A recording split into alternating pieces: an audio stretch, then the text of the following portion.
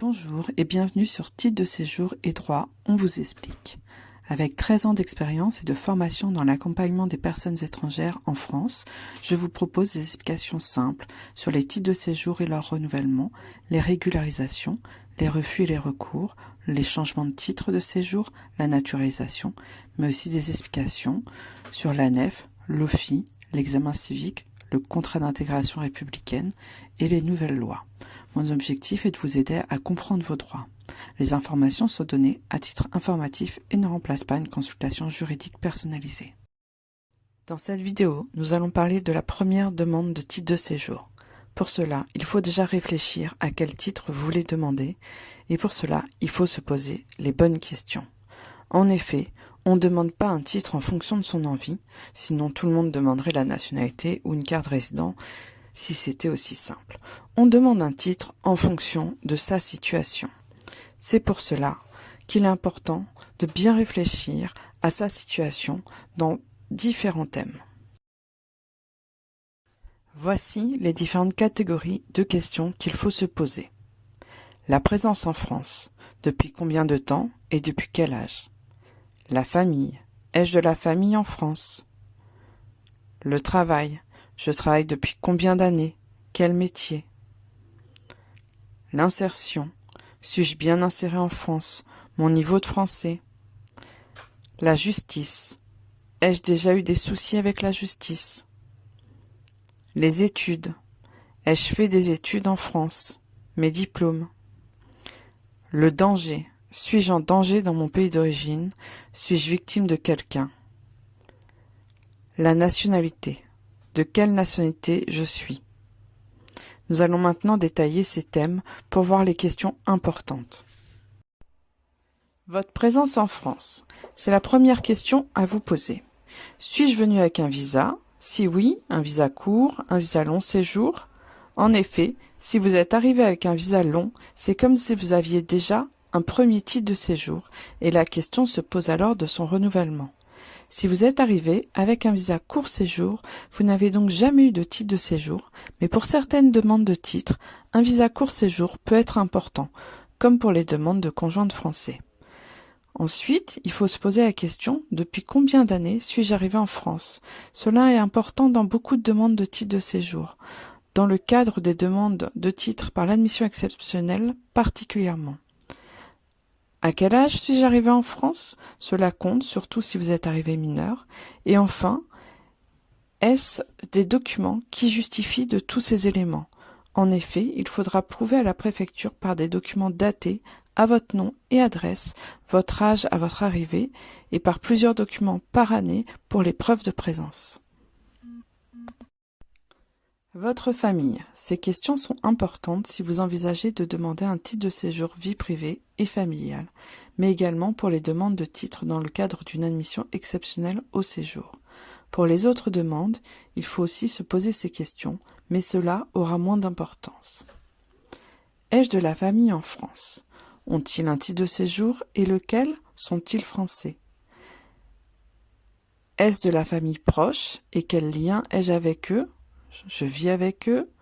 En France, pour les demandes de titre de séjour motif familial, seuls les parents, conjoints, enfants et frères et sœurs sont pris en compte.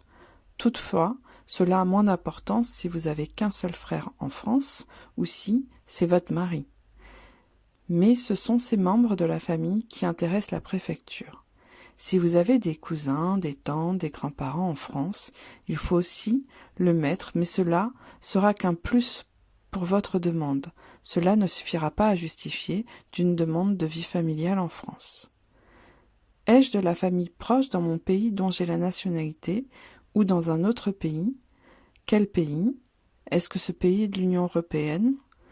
Dans le cadre d'une demande de titre vie privée et familiale, la préfecture va comparer vos attaches familiales en France et dans votre pays d'origine. Elle va essayer de voir si elle vous retire réellement une part importante de votre vie de famille si elle vous refuse un titre de séjour en France et vous oblige à retourner dans votre pays d'origine. Enfin, si vous avez de la famille dans votre pays d'origine, quel lien avez-vous avec eux? Et si vous n'avez plus de lien, pouvez-vous le justifier? Acte de décès, parents inconnus sur l'acte de naissance. La loi ne vous oblige pas à prouver par des documents le fait de ne plus avoir de lien avec votre famille d'origine. Par contre, si la préfecture dans votre dossier trouve des éléments qui justifient que vous avez des liens avec votre famille, elle peut l'utiliser pour refuser votre titre pour certaines demandes, et ainsi, il est mieux de le justifier quand on le peut. Par exemple, la préfecture ne pourra pas utiliser le fait que vos parents sont dans votre pays d'origine et que de ce fait, elle ne vous prive pas d'une part importante de votre famille en vous séparant de vos frères et sœurs qui seraient en France, alors que vous avez présenté des actes de décès de vos parents. Votre travail. Ces questions sont utiles pour la plupart des demandes de titres, car au-delà du travail, elles justifient de vos ressources financières et de votre insertion en France. Évidemment, c'est pour les demandes de titres pour motifs professionnels qu'elles sont les plus importantes, que ce soit par l'admission exceptionnelle ou non. Est-ce que j'ai déjà travaillé en France? Est-ce que je travaille en ce moment? Combien de temps ai-je travaillé? Déclaré ou non par mon employeur à l'URSSAF? Quel métier? Ai-je une promesse d'embauche? Est-ce que le métier que je fais ou que j'ai fait est un métier en tension dans la région où j'ai travaillé? Pour vérifier, il existe une liste des métiers en tension par région que vous pouvez trouver dans ma vidéo sur la première demande de titre de séjour par l'admission exceptionnelle métier en tension. Est-ce que j'ai des diplômes, de l'expérience et des compétences dans un métier? Est-ce que je l'ai exercé en France? Est-il un métier en tension? Est-ce que j'ai des documents qui prouvent tout cela?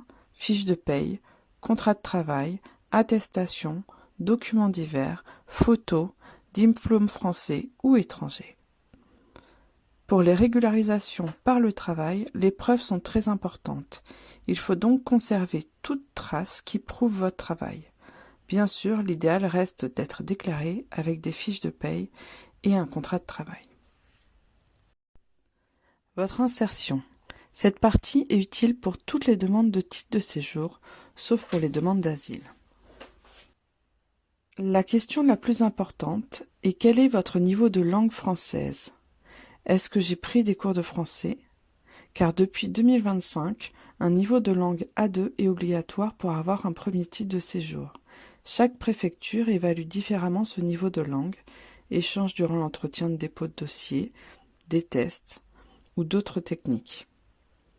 Est-ce que j'ai fait ou est-ce que je fais actuellement du bénévolat? Est-ce que je suis inscrit ou j'ai été inscrit dans un club sportif, de loisirs, artistique? Est-ce que j'ai créé un réseau amical en France avec des personnes qui ne sont pas de ma communauté? Comme pour les autres catégories, si vous indiquez dans votre dossier un élément, il faudra le justifier par un document. Attestation de bénévolat, de cours de français, licence de sport, attestation d'amis. Si vous n'avez fait aucune activité, pas d'inquiétude. Cela n'empêche pas d'avoir un titre si vous remplissez tous les critères de la loi. Mais cela peut être un plus, surtout dans le cadre d'une demande d'admission exceptionnelle au séjour. Votre situation envers la justice en France. Cette partie est utile pour toutes les demandes de titre de séjour, sauf l'asile.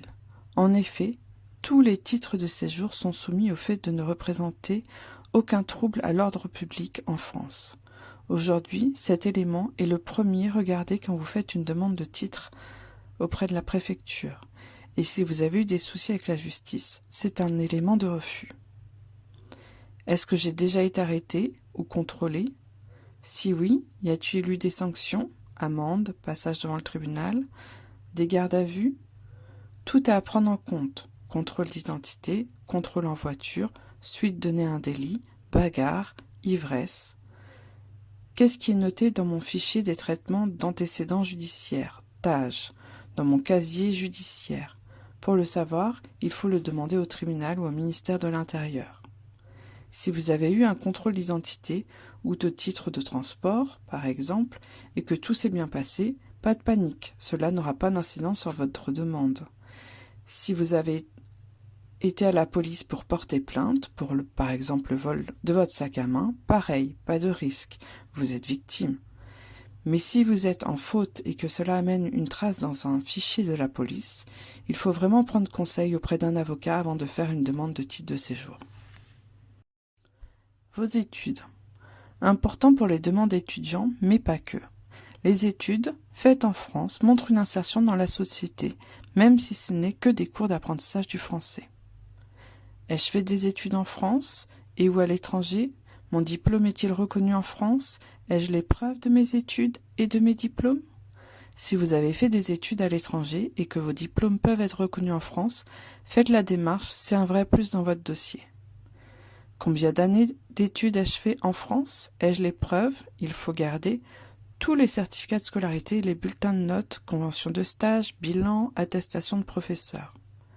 Ai-je un diplôme en France? De quel niveau? CAP, bac, BTS, licence, master? Les études que j'ai faites peuvent-elles me faire exercer un métier en tension? Un parcours scolaire n'est pas obligatoire pour une majorité des demandes de titre de séjour, mais c'est un plus. Donc si vous en avez, n'hésitez pas à les mettre dans votre dossier. Le danger dans le pays dont vous avez la nationalité, ou le danger en tant que victime d'une personne ou d'une organisation. Ces questions sont principalement importantes pour les demandes d'asile ou de titre pour motif humanitaire. Suis-je en danger si je retourne dans le pays dont j'ai la nationalité? Si oui, puis-je prouver ou le décrire de façon suffisamment détaillée? Suis-je victime de traite humaine, c'est-à-dire d'exploitation, d'esclavagisme? Est-ce que je me prostitue? Si oui, suis-je prête à témoigner? Votre nationalité. Pour toutes les demandes de titre de séjour, hormis l'asile, vous devrez justifier par un document votre nationalité. Il faut donc se poser 2 questions. La première, de quelle nationalité je suis et ai-je un document pour le prouver? Cela peut être un passeport, une carte d'identité, un certificat de nationalité. Attention, l'acte de naissance ne justifie pas de votre nationalité. La seconde question est, y a-t-il un accord entre le pays dont vous avez la nationalité et la France? Si oui, attention, cela peut changer les critères d'obtention d'un titre de séjour. Les Algériens sont particulièrement concernés. Dans ce cas, il faut lire l'accord entre votre pays d'origine et la France avant de faire votre demande de titre de séjour. Dans les prochaines vidéos, nous allons voir des cas précis de première demande de titre de séjour. Pour recevoir ces vidéos, abonnez-vous sur Titre de séjour et droit, on vous explique.